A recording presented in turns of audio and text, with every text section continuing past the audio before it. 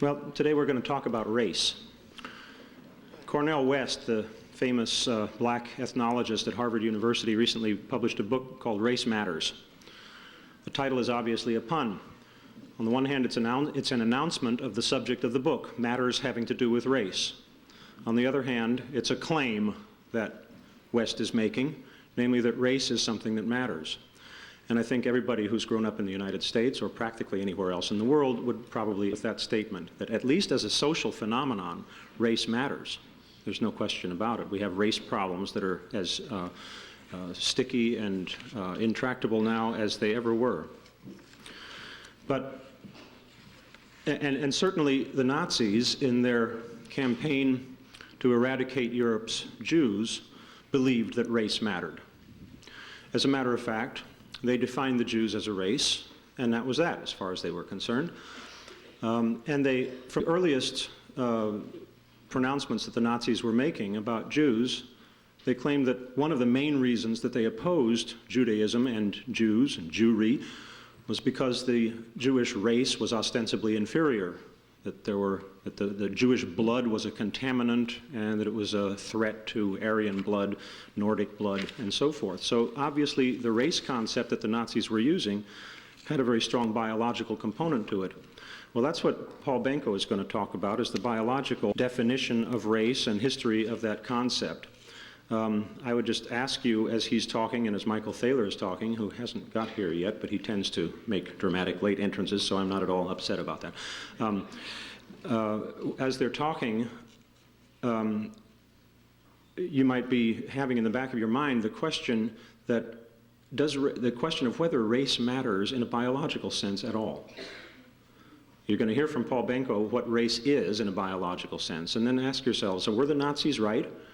Was biologically so different about the Jews that they deserved to be exterminated? Well, obviously, the answer that all of us would give to that question is no, but the Nazis succeeded in perpetrating on humanity the notion that they thought that the Jewish race was extremely important. And I think that they contributed significantly to the longevity of the notion that biological race is a really important phenomenon or a really important determinant of people's behavior and people's character. And so, see what you think when you've heard these two lecturers.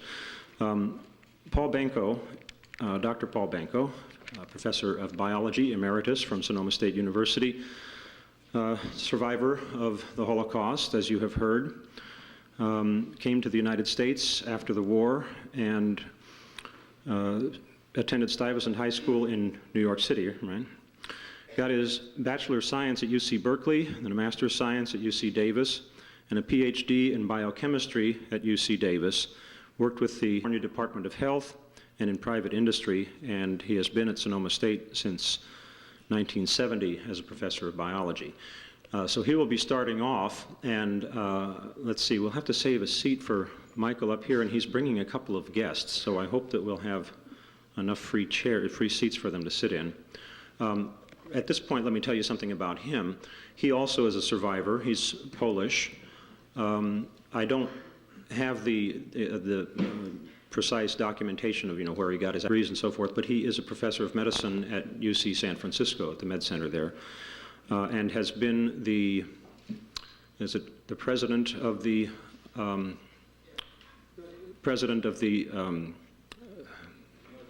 Northern California Holocaust Center. Sorry, why am I blanking on that? It's the Holocaust Center in San Francisco. He served in that position for a number of years and has lectured in this series, geez, how many times now? Well, this will be the third time since coordinating the series, and he has been here at various times before that as well. I'm sure you'll find him as scintillating as I do. But let us start off with Paul Benko, who's going to talk about the biology of race.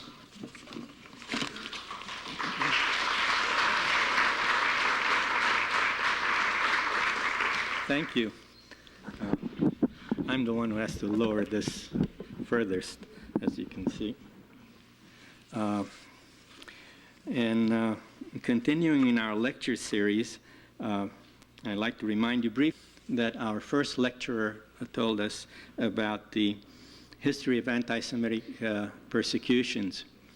with the emphasis on the religious roots.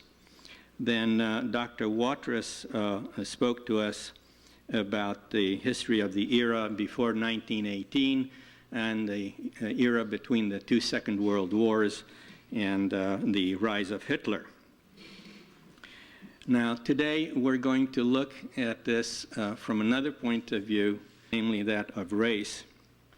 And as Dr. Beard pointed out, I'm going to be talking about the biological basis of race and how this came about. Now, the original use of race, according to an anthropologist, was by sailors, and sailors who went to distant lands. And one asks the questions, why not the land explorers? Well, their rationale runs this way. Land explorers never went more than 25 miles a day, and therefore they experienced the world in a gradual manner, and they learned the variation of humans as they went along. Sailors, on the other hand, got on their ship, went a long way, and saw drastic differences. Therefore, their dislocation from other humans and their lack of contact with gradations gave them the impression that they were far removed in their observations from that of ordinary person, that there was some kind of a disjuncture in humankind when there was one kind and another kind. Now, you'll see that biologists all contradict this. Biologists of early and recent age know that this does not exist, that there's a great variation between humans. But this was the foundation of the first race concept. And so if you look at the writings of both Marco Polo and an Arab explorer by name of Ibn Battuta in the 14th century, they do not emphasize the difference in the appearance of races that they visited. It's not that they don't mention it at all, but the emphasis is certainly not on that. Whereas if you look at the writings of various naval explorers, you see the sharp differences. And this is what this conclusion is based on. Now, biologically, the use of race came into being with a need to classify the world in an orderly fashion. In classifying the world, biologists like to be organized, and they have to solve two problems. They're universal problems, regardless of whether they were ancient biologists or contemporary biologists. One was to organize things so that two biologists will call the same thing the same name. That's a utilitarian concept. But the other one was to establish groupings by which some kind of relationship could be established.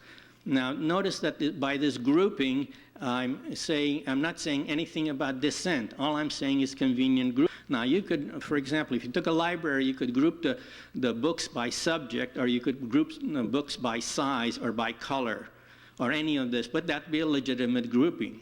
Now, the first biologist problem was simply to group. And some believed in size, and some believed in structure, and some believed in various other things. And no one in the field would like to hide their bushels under some light, so there are many excuses for grouping various things. Now, those people who make little groups and lots are called splitters in biology. We never use this among each other, in this term, but believe me, they're either called splitters or lumpers. Now, lumpers are people who like to make big groups, and they don't like to be just silly about splitting hairs.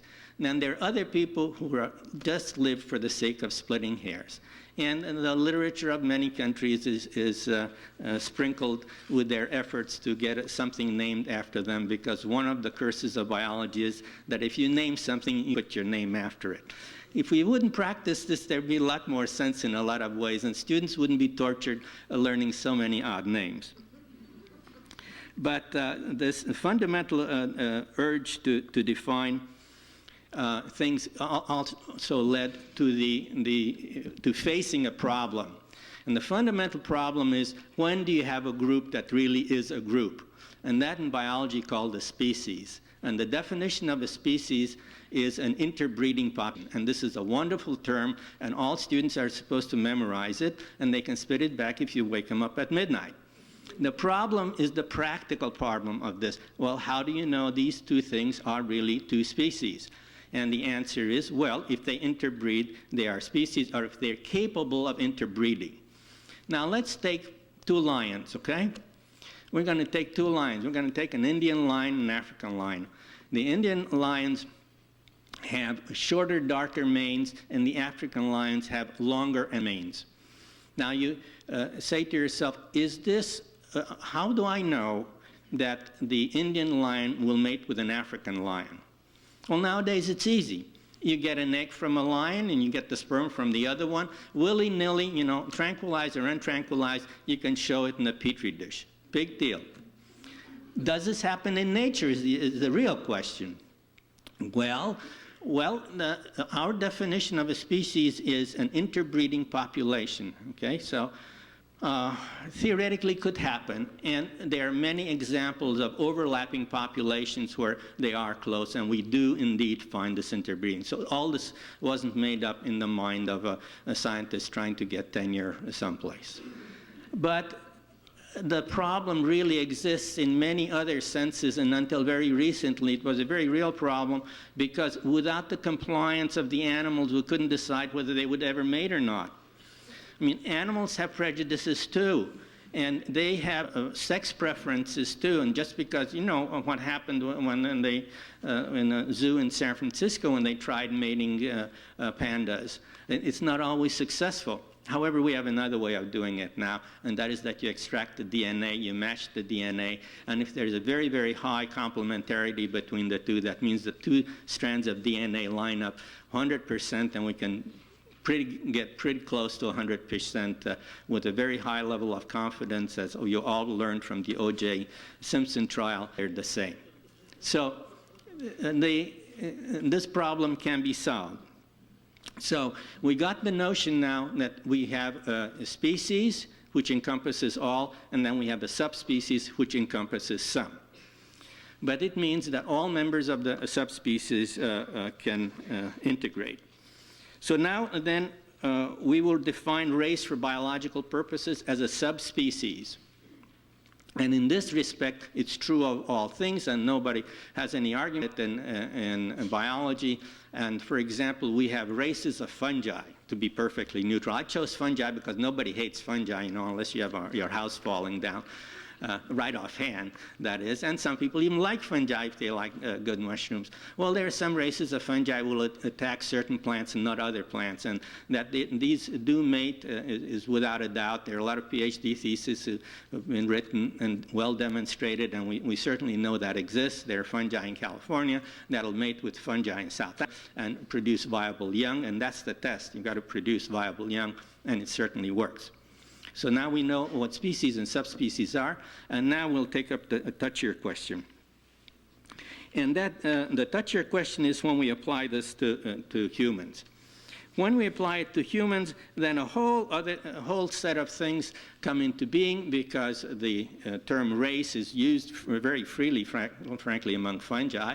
It is used freely in among other living things also. Say a race among human beings, you conjure images that we would rather not conjure up on a good day. These images usually bring together those things which we, quote, associate strictly with race, and they're a skin color, eye shape, the color of hair, the texture of hair, and nose shape. Those are the ones most widely used. Now, this supposedly establishes the race, and this establishment of the race went unquestioned for a long, long period of time. Now, the ideas associated with this race, however, gradually came out of a history that is tainted by certain attitudes.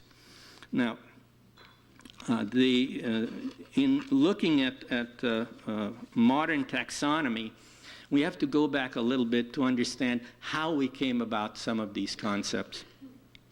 And so I'd first like to talk about the contributions of Carolus Linnaeus, who you all heard about at one time or another. If you ever went through a biology course, somebody mentioned it. Now, in case you weren't awake when it was mentioned, this is the part of the course that people sleep in a lot. I've taught a lot of biology, so I know where people sleep.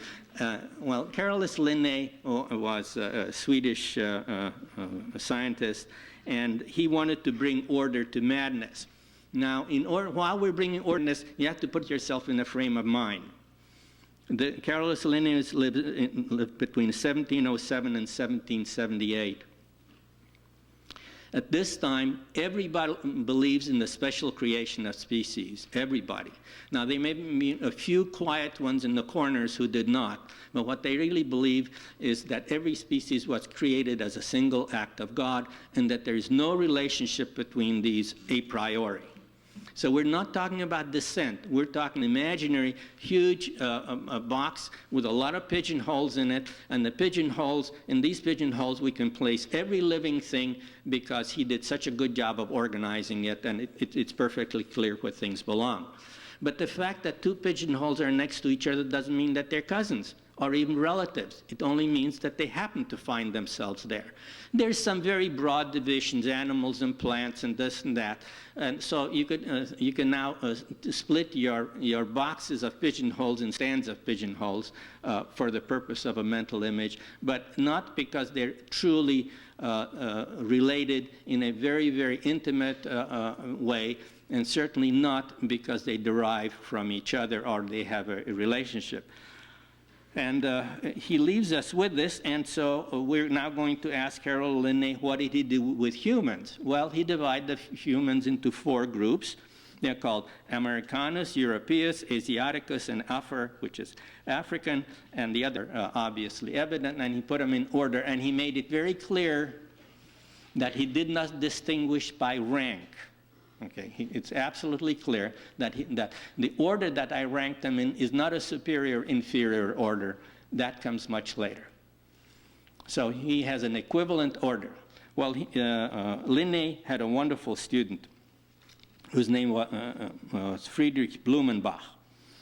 Now, Johann Friedrich Blumenbach lived from 1852 to 1840. So he was one of the late students of Linnaeus, and he was a truly Renaissance man. Now again, to frame when Johann Friedrich Blumenbach lived, this is the time of the American Revolution, the Declaration of Independence. Political liberty becomes an item, and permeates the intellectual world. This is the age of Adam Smith, and the economic individualism permeates the economic world, and we have the wealth of nations. And here comes Blumenbach, who begins to look at the world in terms of diversity. And Blumenbach looks at the world, and he had enormous respect for his mentor, but after all, you can't get famous by doing the same thing Dan did. So he added to this observation, and his observation was that he reorganized the arrangement of various people throughout the world, and he started looking at skulls. Some of you who saw the Bronowski movie on the ascent of man may recall that he shows a whole series of skulls, and that was the collection that Blumenbach worked with. Well, he worked on his Ph.D. And he compared, and by he did his 75, and then by 1795 he had changed his mind. And he was beginning to take a look at the skulls, and he looked at the beauty of the skulls, the beauty of the skulls, okay? This is an era where his eye was so terrific that he could define what beauty is. Now, the Greeks wrote a great deal about beauty, but Blumenbach had his own catechism for beauty. Blumenbach looks at all these skulls, and he decides that a woman Caucasian skull from the southern slopes, let's see, yes, the southern slope of Caucasians produces the most beautiful race of men, and he said, I mean Georgian. Now, you know whose name comes to mind in contemporary term are our chief of staff, the chief of the armed forces, Shugashvili, yeah. He's a Georgian, Stalin was a Georgian, and Shevardnadze were Georgian. So if you can conjure those images out, you're looking at beautiful skulls. So they're all Caucasians, of course. And here starts Blumenbach's hierarchy, and Blumenbach's hierarchy can't leave well enough alone. He categorizes not simply by their appearance, but also by their color, their humor, their posture, and their behavior. Now, when I say humor, I don't mean ha-ha. I mean the meaning of humor in those days, and those were medieval terms, which were predominantly four different humors. They were cheerful, sluggish, and sluggish, prone to anger, sad. Those are the four humors. So I'm now going to read you the classification of Blumenbach, and this will not be on the quiz for those of you who are taking it for credit. Well, the Americans are described as red in color, choleric, meaning prone to anger, and upright, meaning ruled by, they stand and they're ruled by habit. So now come the Europeans, and just if you're betting, you know where to put your money. Europeans are white. They are cheerful, sanguine, cheerful, muscular, and they are ruled by custom. Now you know where tradition comes in with Tevye. Then come the Asians, who are pale yellow, melancholy, sad, that is. They're stiff. They're ruled by belief. And the Afars, which are the Africans, are black, and they're sluggish, and they're relaxed, and they're ruled by caprice. Now, reading this, you might conclude that Blumenbach was a racist, and he was not. He was not. He was very anti-slavery. He collected the books of black poets. A collection of books of, in fact, he praises Phyllis Wheatley, a slave who was a poet and collected her poetry. He was very active in the anti-slavery movement, and we have no reason to believe that he was prejudiced in any sense. But this was his description of the various races. Well, he read this in 1795, and he has a positional hierarchy, and that positional hierarchy is on the handout.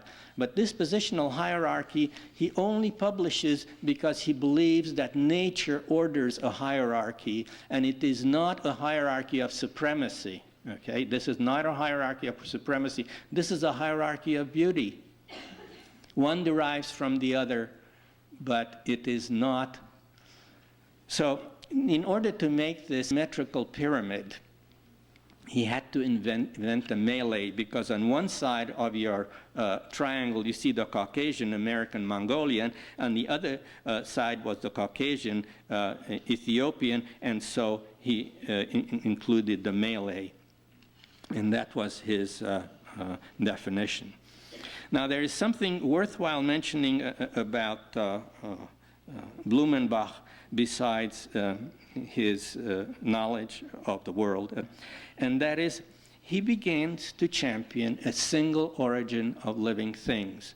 Now remember, this is an era where everybody believes in special creation. Everything is created by itself. So this is the introduction of a unifying theory in biology, which are all much sought after, and which he now brings to the fore. Now, the moment that one believes in a single origin in biology, one is faced with the problem of explaining diversity, differentiation. Why is one different from the next if they all originated from one?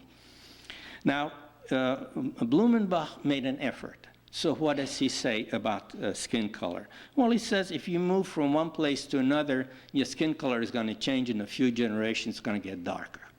Okay. Now, we know that this isn't true. Yeah, you get sunburn, but that's different. Sunburn is a process. But there is no such evidence, and we know that if you cut off the tails of 1,000 generations of mice, 1,000 of first generation of mice will still going to have tails because you've not changed anything genetically. So in order to change things, we must change the genetic composition. How does he explain something like narrow eye slits? Well, he says the Australians have a lot of gnats gathering there, and that's why they have narrow eye slits. So he at least makes it. But he affirms in his writing the moral and intellectual equality of all humans. So in spite of the fact that he chooses Caucasians as beautiful, this does not make him worthier. It just makes them more beautiful. Now, people who study Darwin and subsequent would say, that's a bias because that would improve sexual selection, which is one of the factors in action, certainly. But nevertheless, that was not his intent, and his intent was clear, a very egalitarian view. Now, we move on to our great inspirer, Darwin. If you think of figures in the 1800s, between 1800 and 1900, there are three great historic figures: Marx, Darwin, and Freud. Freud has come under very serious attack. Marx, certainly so. The only one who has thrived in the 20th century, and I suspect will thrive even more in the 21st century, is Darwin. Darwin's ideas, although he was a shy man, a recluse, by no means a self-promoter, he probably today would never hear of him because he'd never hire a PR man in a place that had one. Darwin, we still know. And Darwin introduces the great ideas in biology, and these ideas are more than simple ideas. They're the driving engines that unifies biology in the world today, and that is the force of evolution. But Darwin humbly says two things. One, we're all of common descent. He says it straight out right, not just a little bit, not lightly, but straight out. We are of common descent. That means we are all related. There are no more excuses, and there are no more special creations. There are no more races appearing out of nothing in isolated islands in the Pacific and so forth. All those polyphyletic origins are gone. And he says that natural selection is a major force. As you know, Darwin traveled on the HMS Beagle, collected information, both fossil and living things, and his study of selective breeding, of course, led to many of his ideas. But his Origin of Species by Natural Selection, his book, galvanized the intellectual world in a very profound way. It is a volcano that started a movement that was so profound that the surface near him and around him changed, and had subsequent effects on allied fields. I'll speak about social Darwinism in a minute. And it is so profound that it even dribbles, this initiation dribbles into fields today and motivates some fields entirely. I'm not saying that all of what Darwin used in natural selection was always used for good, but I am saying that he gave us a tool by which to progress and measure relationships, which is undeniable. and oriented a series of questions for the future. Now, the assumptions of natural selection, there are three fundamental assumptions in natural selection when Darwin pointed this out. And these three fundamental assumptions are that individuals vary in genetic traits. The second one, that some traits lead to greater reproductive success than others. And if these traits lead to greater reproductive success, then they will be widely distributed in the population. So in examining a population, an existing population, we can look at the population and we expect the population A to change with time because there are new mutations going on at all times. And these mutations are selected through the screen of natural selection. So an example of a natural selection, for example, you would find that people near the North Pole tend to be short and stocky because they're conserving heat loss, and people near the equator or in hot climates tend to be tall and thin. Obviously, they have to increase their heat loss, and the surface-to-volume ratio is much better in a tall, thin person over a short, thick one. Now, from his contribution to natural selection, of course, erupted social Darwinism. And I have to mention that here because it overlaps into our topics at time. Now, essentially, Darwin also, in his original statement, always said there are more offsprings than can survive, and so there is always competition for food and shelter. That's his fundamental premise. So in social Darwinism states that people in society must compete to survive, and the powerful and wealthy are more fit and therefore deserving of unequal distribution of wealth and power, and so on. This justifies social classes, and poverty proves unfitness. This is Herbert Spencer's version of what Darwin claimed. The problem with the argument is fundamentally that's very much of an abbreviation. That in the 19th century, the argument was, by the way, promoted with, quote, good intentions, unquote. And in the 19th century, there was an immobility in terms of classes. There was a stratification of classes in England where you couldn't go from one place to another because it depended on your rank relative relationship. And so what the Spencer and the others said, the reason you found brilliance, intelligence in all classes was because you couldn't move from one class to another. In other words, there was no sorting going on in nature. But if you equalize opportunity, then there would be a sorting in nature, and you know all the big rocks would be at the bottom, and all the little ones are, I should say, all the big capacities would be at the bottom, the small capacities on the top, and supposedly everything would work out.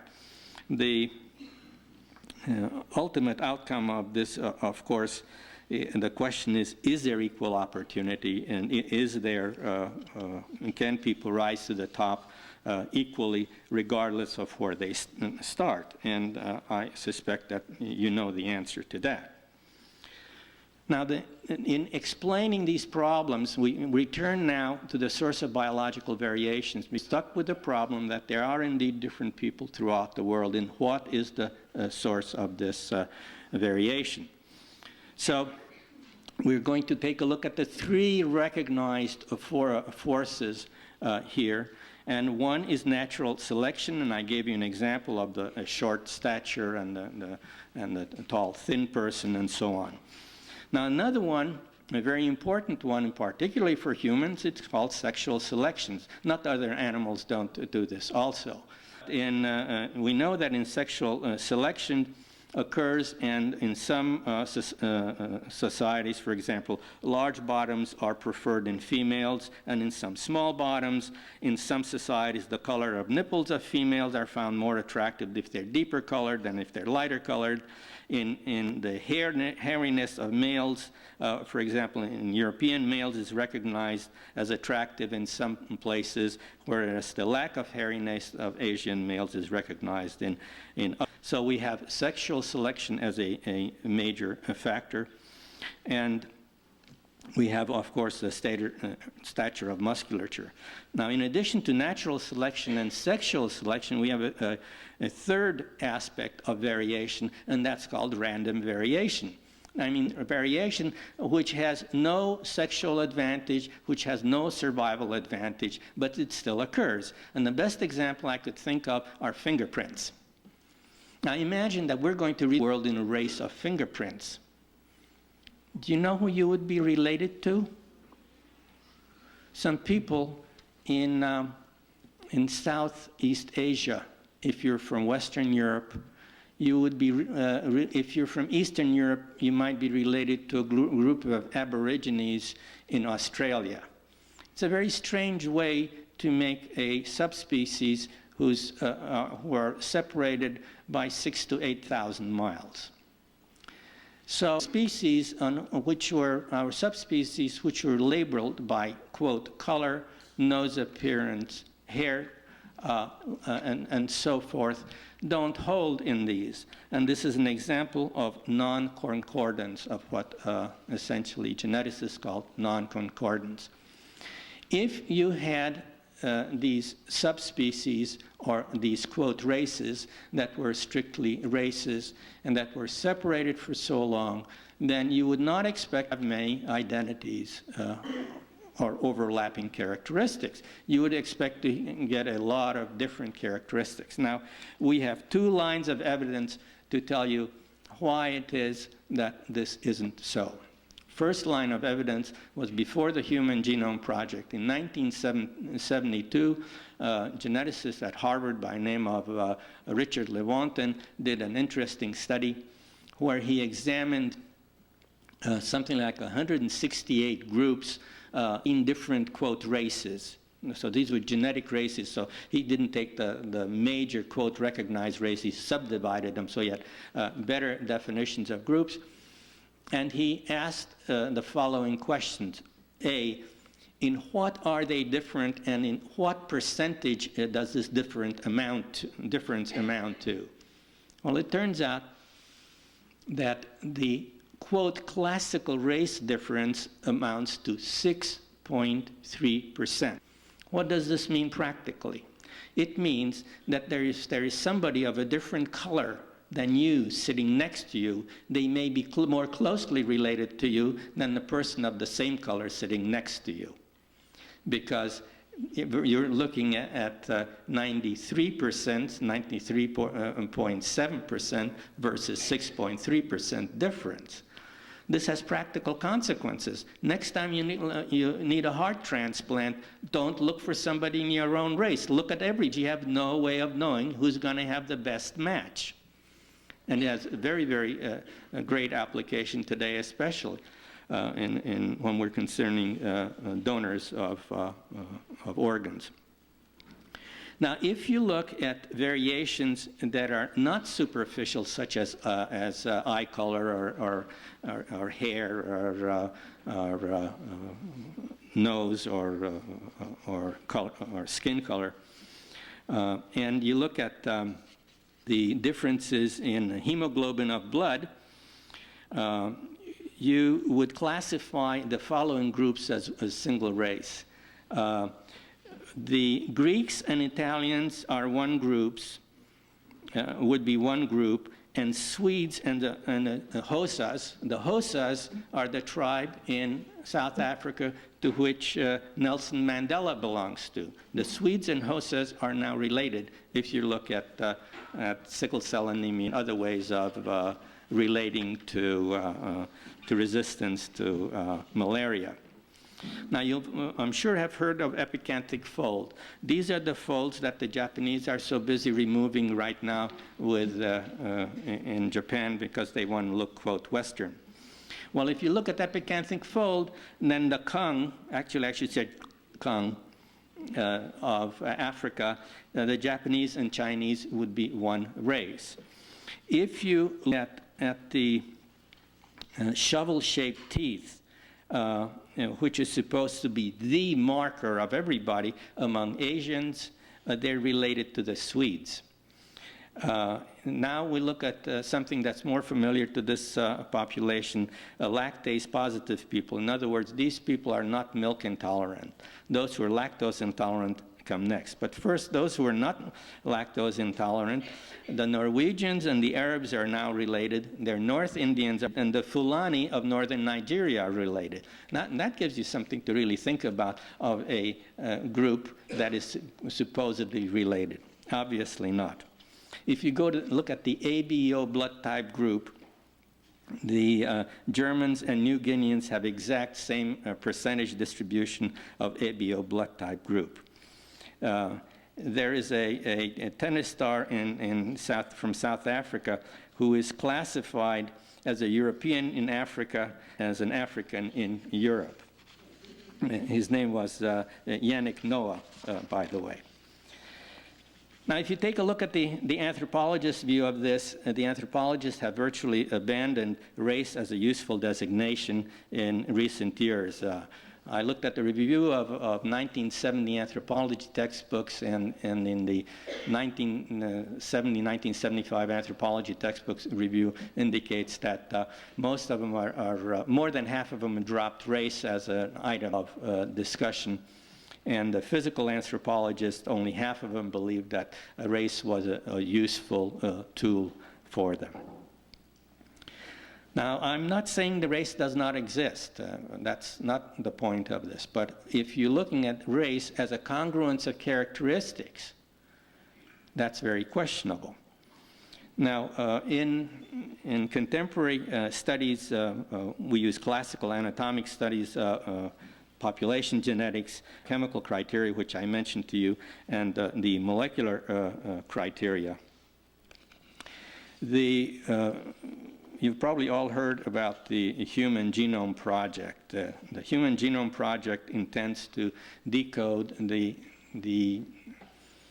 sequence of bases which make up a, quote, human being, and know the entire sequence. This would theoretically tell us what the sequence is. It does not tell us what an adult is, okay? And that's not the conclusion. It only tells us what humans on the average concern. Now, there is another project besides the Human Genome Project about which you've probably heard a lot less, and that's called the Human Variability Project, that examines all the variable groups throughout the world in order to discover the basis of these variations and to conserve these variations. There have been a lot of political and social conflict about this. Some minorities felt that they would not be recognized in the genetic banks, and that would be true unless their genomes would be saved. But the principal advantage of this is that we have an unbiased way of determining who came from where, what is an identity, and what is a difference without historic opinion, social discourse, political pressure, or primal prejudice taking its role. Now, in this sense, we don't have it yet, but we will have an entirely independent basis. But I will make a prediction.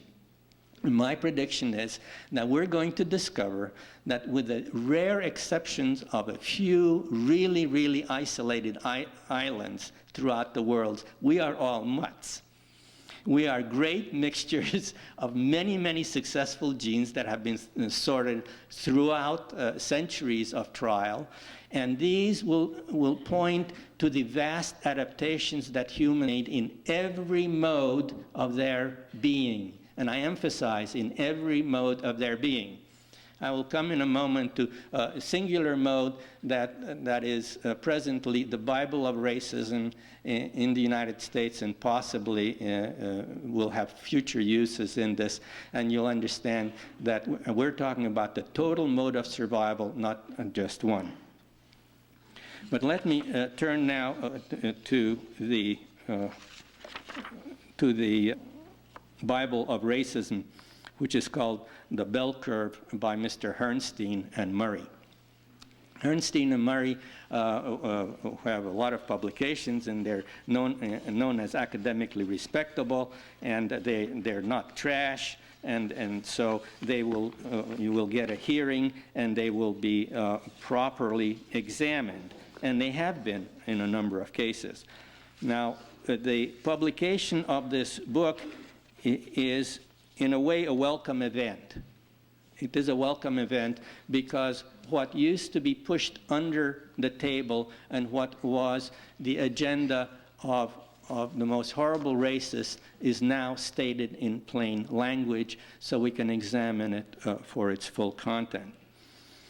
What the Bell Curve says is that race and class differences are due to genetic factors which are heritable, and therefore intelligence is an inherited and immutable characteristic, has nothing to do with environment, and that's it. So there's no point in running better schools or worse schools. You're just wasting your money. It's inherent that how people are, and this is biologic determinism is now becomes the basis of a social philosophy. The problem about this biologic determinism is that its fundamental statement is flawed. What it says is that genetics is destiny. Okay? That whatever is genetic, you're destined to have or to be. That's not what genetics is. And no geneticist on either side of the Iron Curtain ever claimed that. There are a few cases of diseases where if you have it, there's a 100% chance that you will suffer the consequences. But even if you take something as highly diverse as breast cancer, the breast cancer gene, and that was recently isolated, BRCA1 and 2, and whatever, none of them are 100%. They're not 100%. Look at the literature. They're 81%. They might even go to 90%. Now, for scientists, they say, "Oh, that's good enough. Fine. You know, I made my money. I'm going to get another grant. We can keep on." And you know, getting 90% cure would be anything. Would be wonderful. But you have to remember the other 10%. If we look at the entire population, means that genetics is not destiny. It is not certainty. It certainly means a high probability, but high probability is different from certainty. Now, there are Huntington's disease, for example, is literally a sentence, and there's not much we can do about it now. But we are approaching the era where the sickle cell anemias will be much more manageable, considering what you read about just this week and about the cloning of sheep.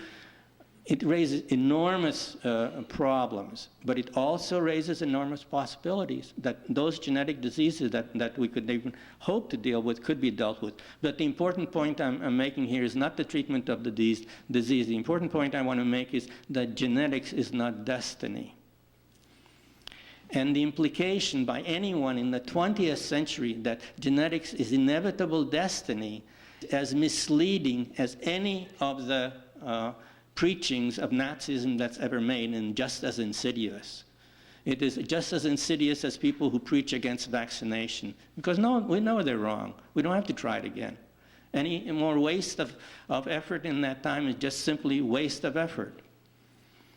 Now, for example, to show you about this immutable differences that Herrnstein and Murray talked about. In their tables, they never discuss black children adopted by affluent or intellectual homes whose IQ shows no difference with those of others of their co-age group. their standard argument is that black children will always be tested on the average 15 points below white children on the IQ scale. And they argue that this is inevitable and unchangeable and so forever and ever. Well, here is one example. The other are points to the increases in IQ of nations since World War II. Now, if a national IQ increases, it's hard to imagine such mass migration that would raise the level of children's IQ. So what we think is better living conditions. And if you compare out of wedlock born children, Germany, for example, born and raised in Germany, having white or black fathers, there is no significant difference in their IQ when tested, regardless of which bias of test. There are other more technical aspects to the arguments against Herrnstein and Murray, including their equivalence of a so-called G value to a so-called IQ value, which is the only one of three possible modalities that can be measured, and these don't work out. Well, okay, thank you.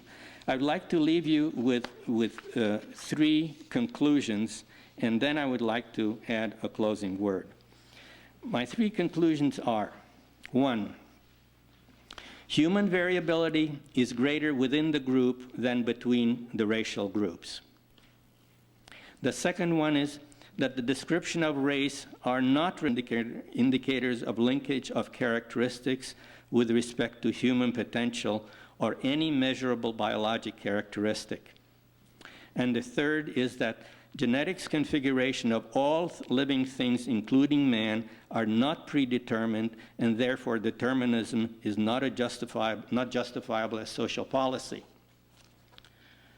Now, in closing, I'd like to read something that relates more closely to what I said.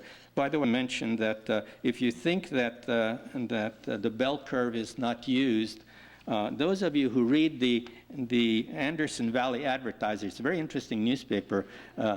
Its motto is, "A newspaper should have no friends." They quote Joseph Pulitzer. But this is north of us in Mendocino County.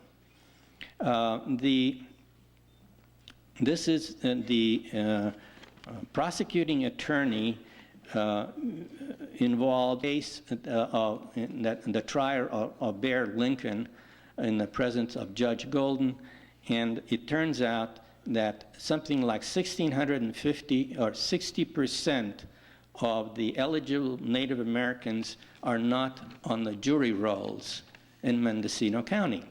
Now, if I told you this about the South in 1950, nobody would bat an eyelash, but this is 1997 in California. And this is what Williams, it was his belief that when white and black races mix, the offspring was black because black genes are dominant. He confused discussion of phenotype with genotype, appeared to be drawn directly from the Bible of racist apology, the bell curve. When he was asked about his objection about what is your objection to putting everyone who's eligible in Mendocino County on the jury master list, he replied, "I think we shouldn't go off the race neutral." This is a county attorney. Now, I'm indebted to my colleague Phil Beard for this extract, which I translated, so the translation errors are mine, the original is Phil's. This is an item that was dictated by Bormann, a very big wig in the Nazi hierarchy, and as something that Hitler told him personally. This is between February and April of 1945, so this is the end of the Third Reich. The Nordic racial awareness is only aggressive against the Jewish race. In this connection, we speak only about the Jewish race for linguistic convenience, because in the strict sense of the word, from a genetic point of view, there is no Jewish race. Does this surprise you? an entire mass murder scheme based on precisely that. Conditions force us to designate nation because the reality is the existence of a racially and spiritually, although someone may think intellectually, common group to which all Jews of the world recognize their belonging completely independently of the national affiliation of their passports. In other words, there's an international conspiracy of Jews that naturally recognizes itself through the ether without affiliation. It is this human group that we designate as the Jewish race. In spite of the fact that the Hebrew religion serves them as a, quote, shingle, in the sense like the shingle of a doctor outside, in no way is there a question of a religious community based on common profession of faith. The Jewish faith is above all the spiritual, in some opinion of some intellectual community. Anthropologically, the Jews do not exhibit in any case those common characteristics by which they would be considered a homogeneous race. In spite of this, each Jew, without a doubt, hides in his arteries a few drops of what we call Jewish blood. A spiritual race is harder and more enduring than a natural race. That's it.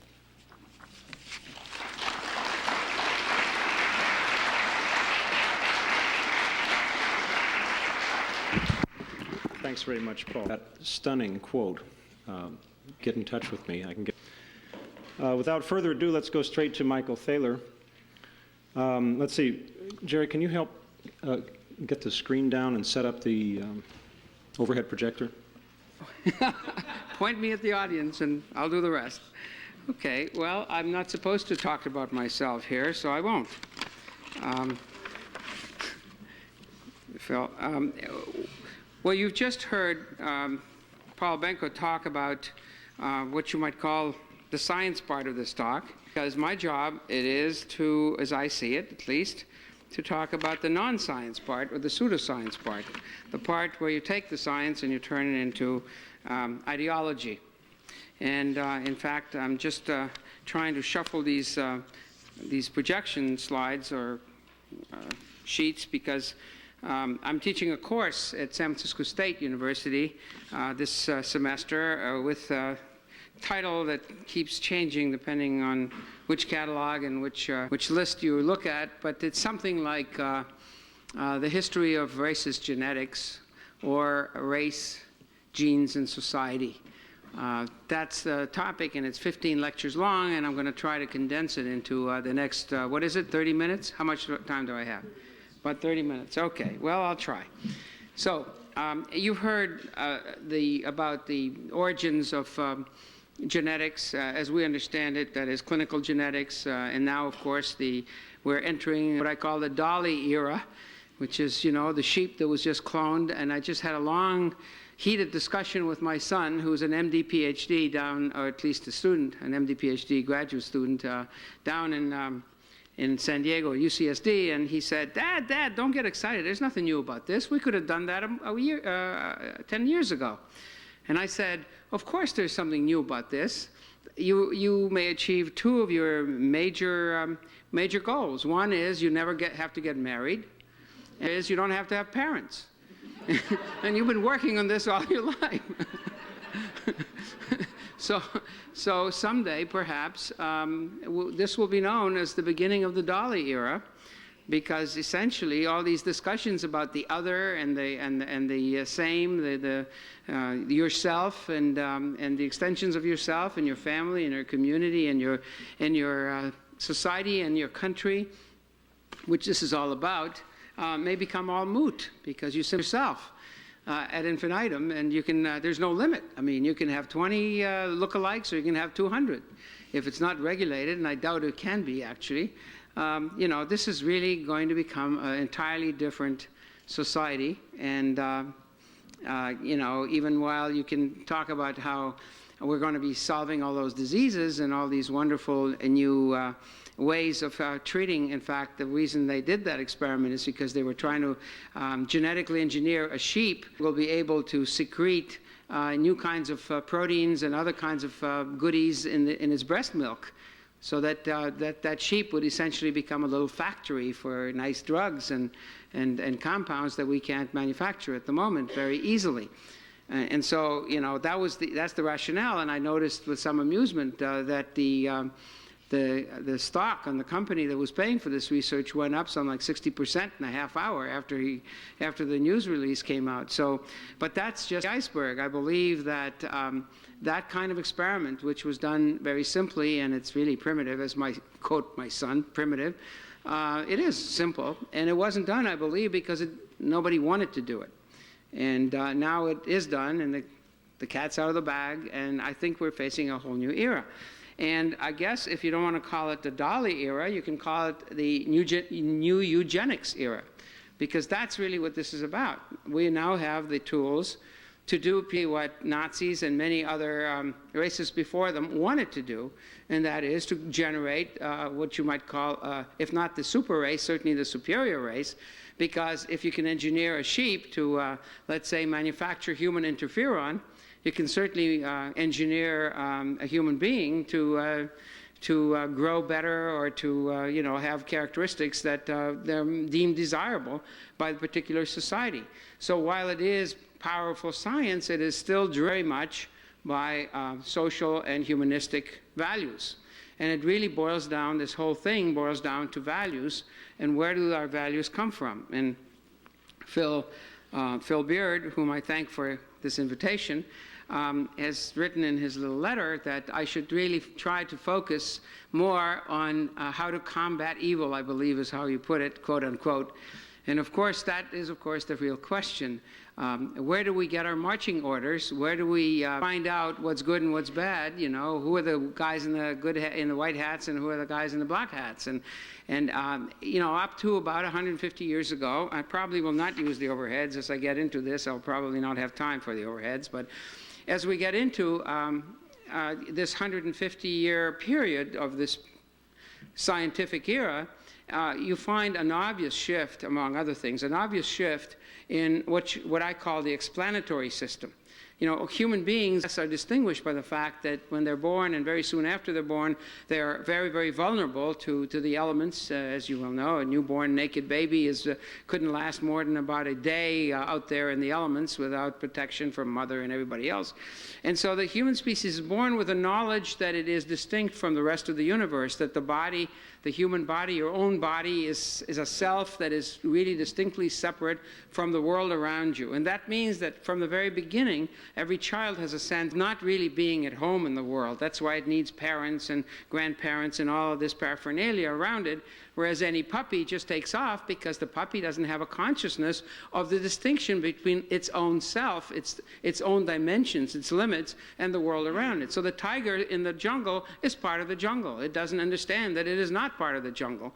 It's just part of itself and the whole world around it. So we have this consciousness of being very different. And basically that is an explanatory system, a way of explaining the world around us so we can exist in it. Everything we do and say boils down to, what does it mean? What does it mean? Explain it to us, you know? What doesn't make sense, right? All of this kind of approach to the world creates a construct of the human mind that explains that hostile universe to us ourselves. Well, of course, at a point which is reached sooner or later, there are phenomena in our world which we cannot explain. You know, lightning, eclipses, tidal waves, earthquakes, whatever. These are very dangerous phenomena, and we cannot explain them to ourselves. And so we invent a superpower, a power that is a projection of ourselves, which we can call God or nature or whatever. But again, it provides an explanation. So we don't know how this works, but someone out there does, someone powerful, more wise, more omnipotent than we are, and therefore we are protected. Okay, that was the explanatory system from ancient times on to about 150 years ago, when the new explanation started to, actually, you might say 400 years ago, if you want to date it from a point like Galileo. Okay, Galileo was a very, very devout Catholic, and he didn't know what the hell to make of this data that was coming in from Copernicus and Kepler that kept insisting, the data kept insisting despite everything he could try, that the Earth is not the center of the universe, that the Earth is rotating around the sun, and out the window went the entire explanatory system if one pursued those conclusions. And so that's why, in fact, the church, which was very well aware that this was a real fundamental challenge to its authority and the whole concept of meaning in the world, actually dragged him through the coals, as you well know, signed a statement that he takes it all back, but there was no stopping the genie out of the bottle, just like there was no stopping Dolly. You know, once it's out of the bottle, it's out there, and it's for everybody to use, and it all depends on your system of meaning, on your explanatory system, and from that derives a series of value judgments that operate to explain the world. And so science became more and more the predominant explanatory system, as manifested by, in fact, the last nail in the old coffin, which was the Darwinian theory, that Darwin's Origin of the Species, of course, said, no, we're not descended from Adam and Eve, we're descended from monkeys, and you know, that whole scientific argument, creationism versus evolutionary theory. Well, it's very clear if one uses just those two as metaphors of this tension between these two explanatory systems, one can see that creationism is pretty well gone, more or less, though it keeps raising its head here and there in various places because of this need that we have to explain things on a basis that makes us safe in this world, versus evolutionary theory, which is no longer considered theory any more than Einstein's theory of relativity is actually considered a theory. It has been as proven as anything else can possibly be established using scientific data. But you know, you have to keep in mind that science, of course, is based on the physicality of the world. So the way things work inherently have no meaning. The meaning in the sense that we have. And what is that need that we have for additional meaning, extra scientific meaning? Well, I see that in clinic every day. Every day as a physician, I hear over and over again that the modern doctors have forgotten how to deal with human beings, with patients, that the whole patient is what we really have to deal with and not the organ and not the disease. You know, I hear this ad infinitum. What this boils down to is, in fact, the need of the human being, because of its consciousness, its sense of itself in the world, to think of itself as more than just the parts. We used to have a game in medical school. We used to add up all the iron and all the copper and all the calcium and all the materials that a human being, our body, is made up of, and we added up. And when I was in medical school 150 years ago, it came, the price was $23.56. I believe, when I was graduating. That was the value of the human being, we would say to each other, you know.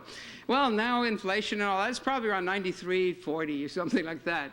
$93.40. That's the value of the human being if one looks at it purely scientifically. Well, we laugh because it's nonsense to us, because we know we have a sense of ourselves as worth far more, way beyond the physical composition of our bodies. And this is what this is all about.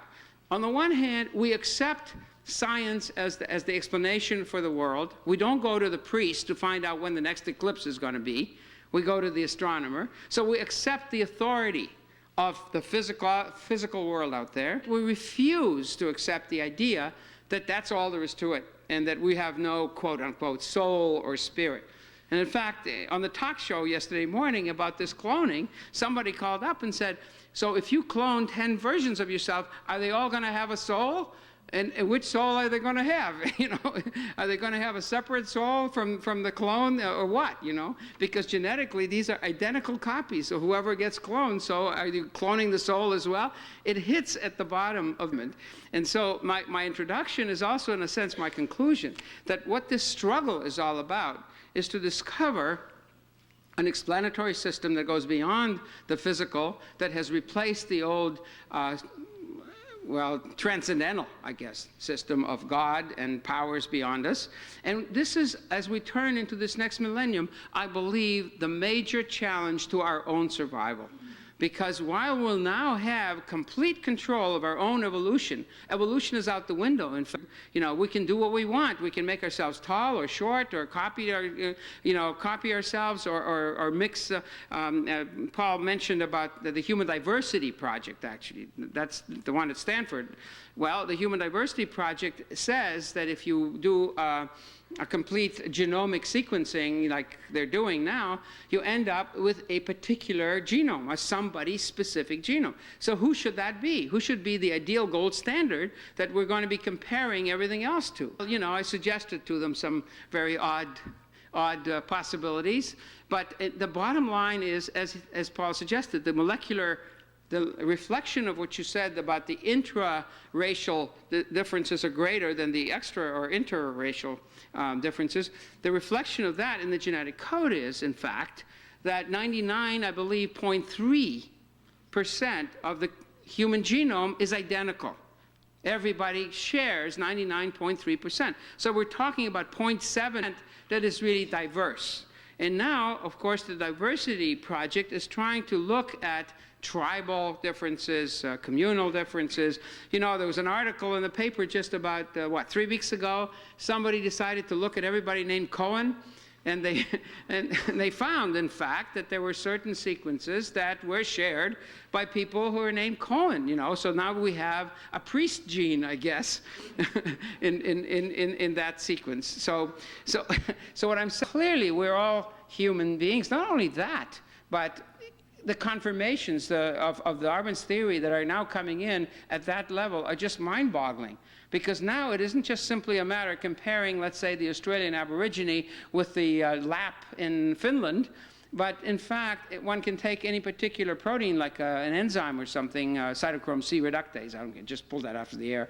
And it has been shown that cytochrome C reductase in a horse versus a mouse versus a fish clearly shows great homology, that's the word, homology, it's identical sequences in all of those, and so that if one looks at the human cytochrome C reductase molecule versus, let's say, the snake one, then there are maybe 5 or 10, maybe 5 to 10 residues, pieces that are different out of maybe thousands, okay? So even in that sense, we're closely related to everything else in the world that's alive, okay? So these distinctions are really beginning on, because now we can take the snake cytochrome C reductase gene and stick it into the human embryo, and now if that gives us an advantage, let's say, to fight off snake toxin or something, then of course in future that's going to be gene therapy, obviously, because that way it makes us completely safe and resistant to all kinds of problems, and that's of course the future, the positive, the upside of that, okay? So now, to get back to this period, let's see if this works. I will try at least one slide, so I didn't drag it all the way here for nothing. Yeah, there is a switch. I know. There we go. Okay, this was the slide that I showed last time, and now we can control it. Yeah, perfect. You see, science really works. It's predictable. That's one of the scariest things about it. Okay, so now we have this period when all of this knowledge was really starting to come out. For the first time ever, and biology and most of the other sciences were placed on a rational cause and effect related basis. So now we didn't talk anymore about humors and elements, and though it's coming back, you know, how many of you are getting acupuncture and qi and all this kind of Chinese stuff that says it has to work because it's been around for 2,500 years, right?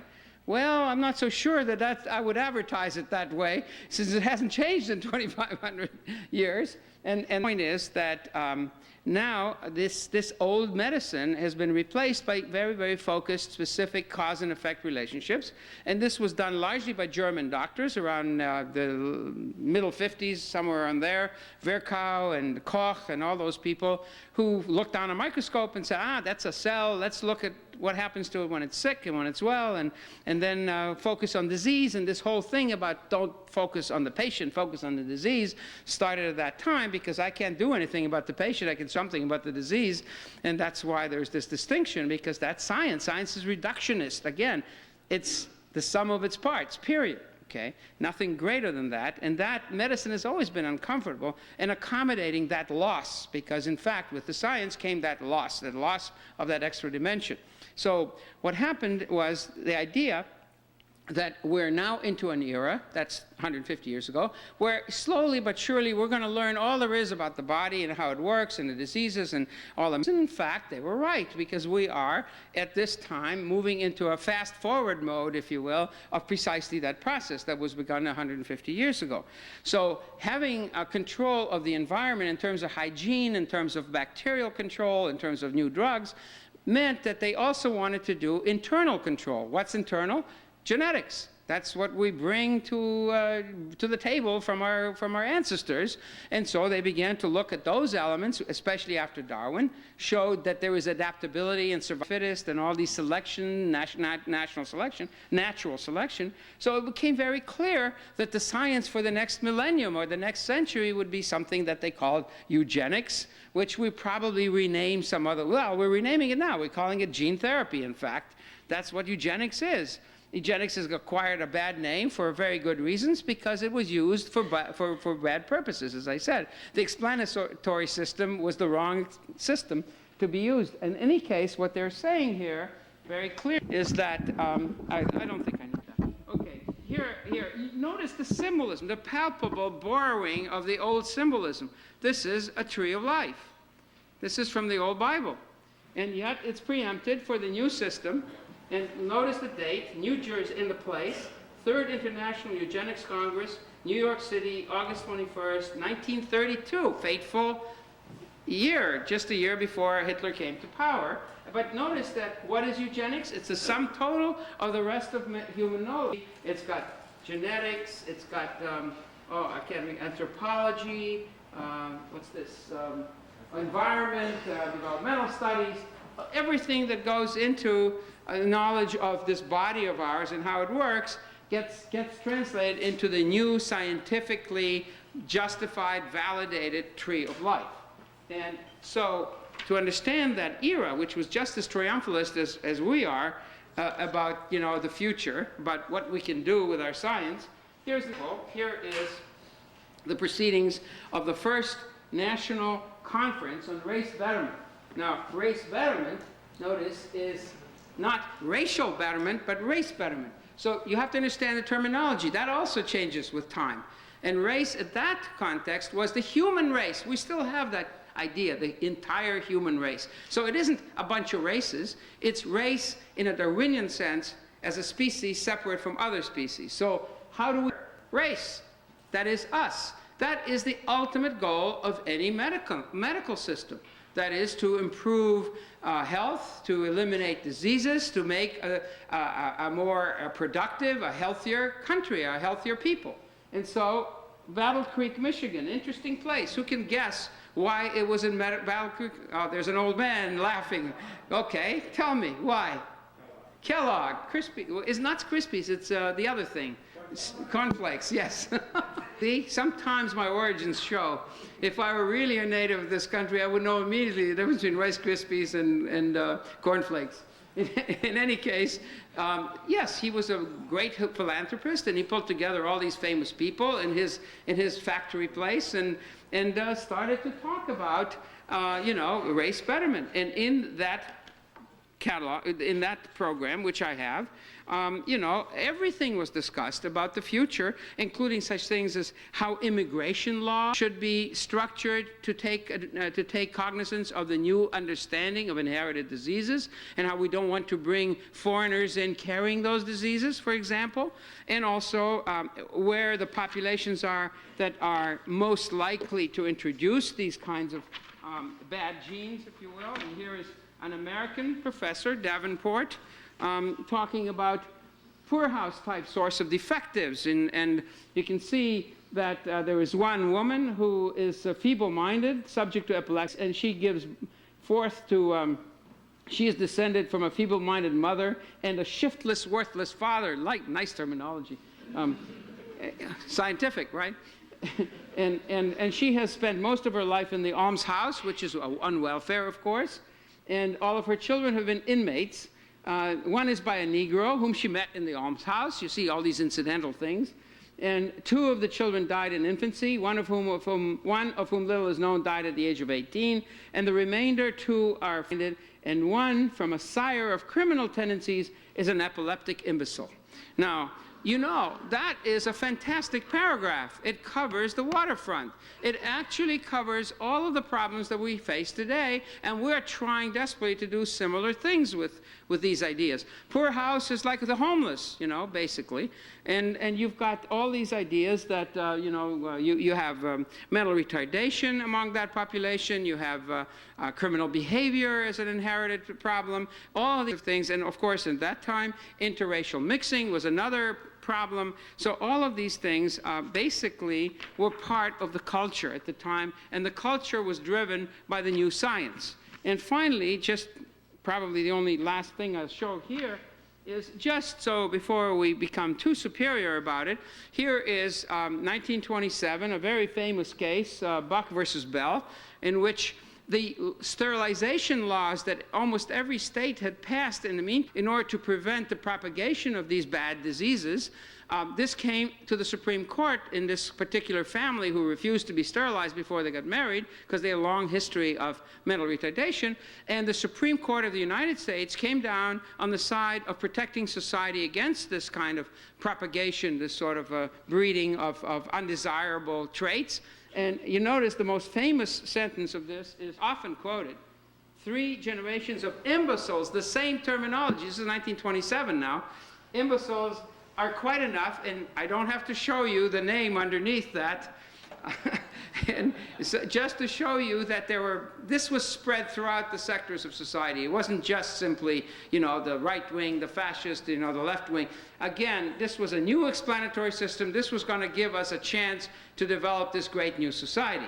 Okay, and you notice also the very glib, interesting, Paul mentioned that we now know that vaccination is acceptable and we shouldn't fight against it because it's a waste of time. Science has proven that it's very effective. He thought so too. And in fact, what he did is, notice what he did. He said, the principle that sustains compulsory vaccination is broad enough to cover cutting the fallopian tubes. Okay? Value system. To him, this was a matter of public health measures. Quarantine, control. It was in the service of improving the world. Okay, and the Americans were actually quite jealous eventually in the 30s of the Germans, who suddenly had a government which said, go to it. I mean, right now we are going to build this great new nation using the most advanced scientific principles, most of which come from our own German doctors. And you had these triumphal addresses to the faculties of medicine and biology at the takeover, Machtergreifung, takeover, the power takeover in Germany, and then Anschluss in Austria. I can quote you one from the rector of the medical school in Vienna, right off the top of my head, where he said, "We live in great times, we doctors, because the first time ever we are in a position to implement the ancient Greek injunctions." That means Hippocratic injunctions, because now, for the first time, the greatest duty and the greatest glory of medicine is the health of the nation. The society around us is waiting for us to keep it healthy and to make it prosper. And so the focus shifts from the individual patient as patient to Volkskörper, the body of the nation, which is mentioned in that quotation, as the new patient, okay? And that was a shift which then justified him in saying next to this that we have the tools and the state will give us the rights and the control, and we will now proceed to have in our hands control over marriage, over jobs, over studies, you know, where you go and all that. Everything you could do in this new world was dependent on a piece of paper from a doctor. And also, if you were found inadequate, not sufficiently superior, then you could marry perhaps, but you would have to be sterilized. And of course, the doctors then did the sterilization as well. So the doctors had a tremendous amount of power. And often I lecture on this, I introduce it by saying the Nazi regime, the Third Reich, was in a great, it's not a great, but a public health program, a general public health program where they were going to use all of these techniques to develop what they wanted to develop. And of course, they linked that with their ideology, which again was this pseudoscientific mixture where they said that, but there are obviously some genes we don't want. Well, the simple ones are the retarded people, the ones with inherited diseases, the ones who are epileptic, paraplegic, and so on. But the next group, the Jews and the Gypsies and other elements, quote unquote, that have been burdening our society. And now that we are proceeding with these new tools, we might as well get the job done right. And the only way you can eliminate, let's say, a genetic strain from your population is to literally eliminate it, the way you do a disease or a bacterial infection or something like that. So you can see how this science was then preempted and used in ways which fostered certain or promoted certain ideologies. So basically, if say, how do we fight evil? I have to say that we have to constantly doubt, okay? Now that's very simple because remember Aristotle said, cogito ergo sum, I think therefore I am. I think it was Aristotle. Descartes said dubito ergo sum. That's the point, Cartesian doubt, okay? And basically, that evolution from cogito ergo sum, whoever said it, and to dubito ergo sum, I doubt, therefore I am, is very interesting. Because Descartes was this sort of great, scientific genius of his era, and he understood that both in terms of scientific knowledge and in terms of wisdom, general human knowledge, one has to constantly challenge assumptions and so-called known facts. And if you had challenged this sort of tremendous, powerful ideologies and drives that swept entire societies before them, like the Nazi ideology, or like communism, if you will, which was the other major new powerful ideology, then of course you would always be standing up against the current, which is always difficult, and everybody is rushing around you because the line of least resistance and also the advantage is with the crowd, with the movement, with the river moving you down. But if you want to know a formula, at least as far as I can tell you, which is limited to my own experience, it is always question what seems the most obvious to you. Always question, always examine the data, always examine the alternate possibility. If you do that, at least you will see that there are generally many, many answers to any question, and you will also see something else. That what determines this river, this trend and where it's going, is not the answers, the explanations, but it's the questions that you ask. That's where human science meet, because the scientist is a human being, and it is out of the depths of his or her own personal experience that he decides or she decides what to study, what questions to ask, and it is those questions that determine the nature of the answers.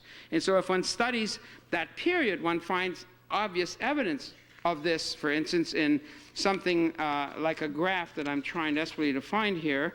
Yes, okay, here is a graph that shows graphically, if you'll pardon the pun. Okay, for instance, what happened in German schools up there above, courses in genetics, anthropology, and racial hygiene and eugenics taught in German universities since 1900. Well, you can see that at the time of the Nazi takeover, and prior to that, there's 33 right there, but you can see a definite trend up in all of those for at least 10, 15 years before the Nazi takeover, which means it was already beginning to be part of the culture. It was becoming an explanatory system. I mean, what is eugenics? I just showed you the American version. What is anthropology? What is genetics? All of this is mixed together in a concept called racial hygiene, cleaning up the genes, if you will, borrowed from the infectious disease world, hygiene for, the spread of tuberculosis and so on. And so all of these are really general public health kind concepts used in the service of a new ideology, which was very triumphal and very solidly self-explanatory, because all it said was, we're going to get rid of the bad internal factors, the bad genes in us, and we're going to get rid and control the external environment. Who could argue with that? I mean, it's a fantastic story. Well, it may be fantastic because it's self-evident, it's obvious, precisely why you should start asking questions. What if, what if? Just let's see what the statement is based on. It reminds me when I was, as a medical student, I worked in a mental hospital in upstate New York, because in those days I was toying with the crazy idea of becoming a psychiatrist, which cured me of my experience. But I remember taking my first trip downtown New York, and the Salvation Army was running a campaign to salvage, in fact, this other thing, this religious concept of the world, and it had these little signs all over the subway cars. Christ is the answer. Christ is the answer.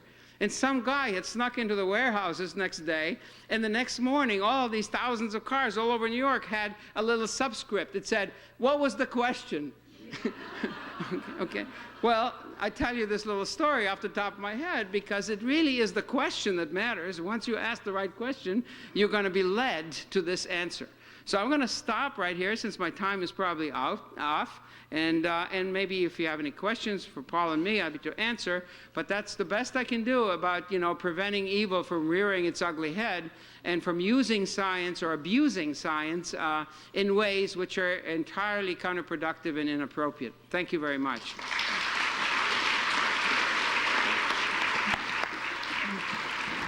Bravo, Michael Thaler. I don't know anybody who can get more into a half hour than you.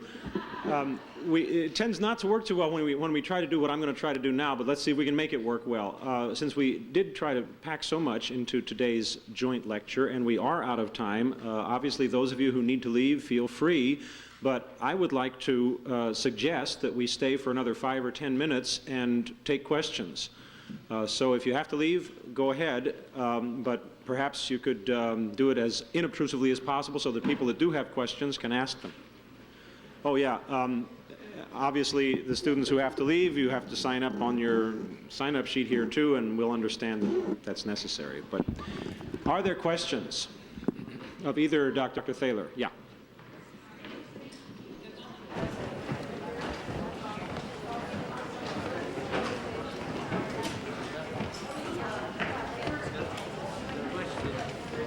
To me? Yeah.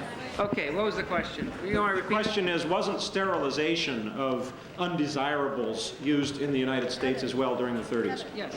Yes, I sort of suggested, implied it, but I didn't specify it. Yes, those laws, in fact, I did say that there were laws on the most of states, on the book states, which mandated sterilization for certain groups of people, such as epileptics, people with obvious inherited diseases, other things like blindness, deafness, and mental retardation. These caused about 40,000 people in the United States to be sterilized against their will. And the more interesting fact is that half of them were sterilized in California, and about 20,000 were sterilized in California. And this case that I showed, the Supreme Court case, challenged to one of these laws. I think it was in West Virginia or someplace like that. And it went all the way to the Supreme Court, and you heard the decision of the Supreme Court. It was for forced sterilization because they equated cutting off the fallopian tubes with enforced vaccination. Yeah, Jerry?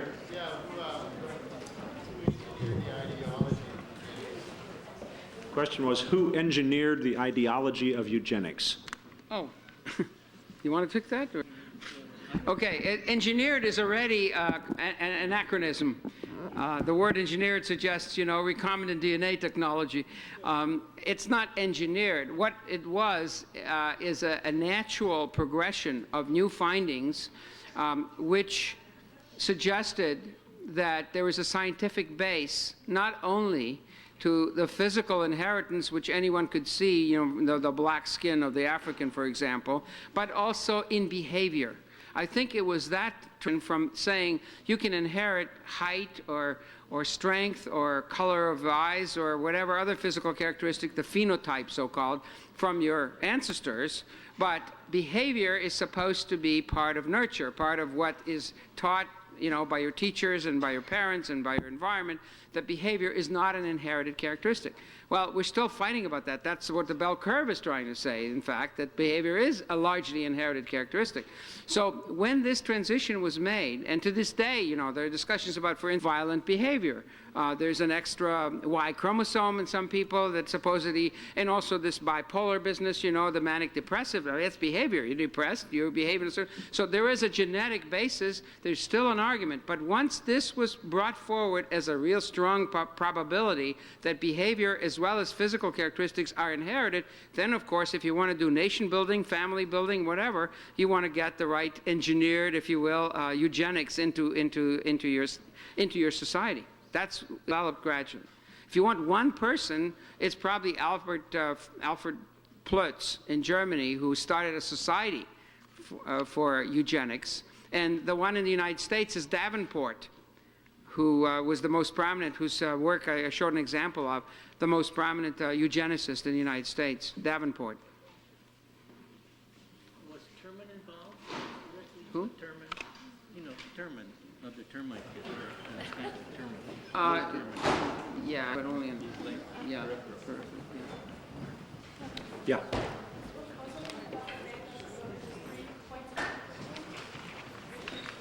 My three conclusions, I will get my notes and read them to you.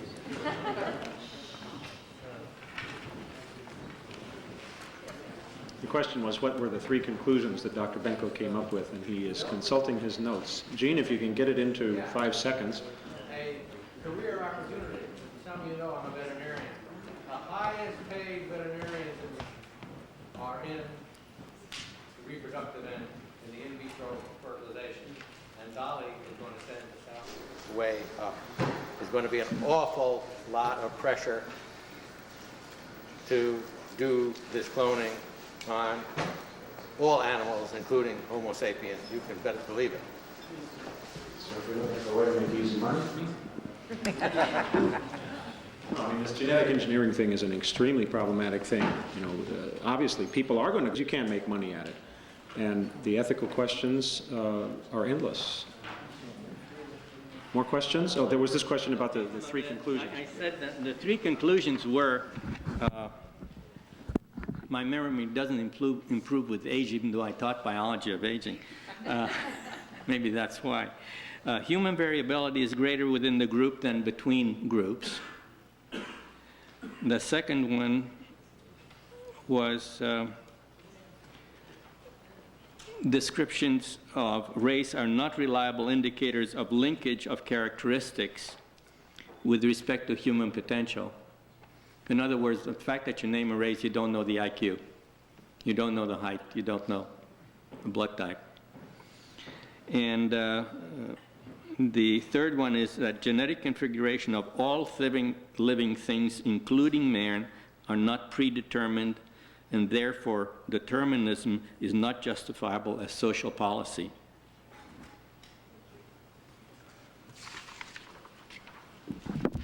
I imagine we can put that on the web page too. As soon as I correct my mistakes. Any more questions? Thank you very much for your rapt attention. We'll see you next week.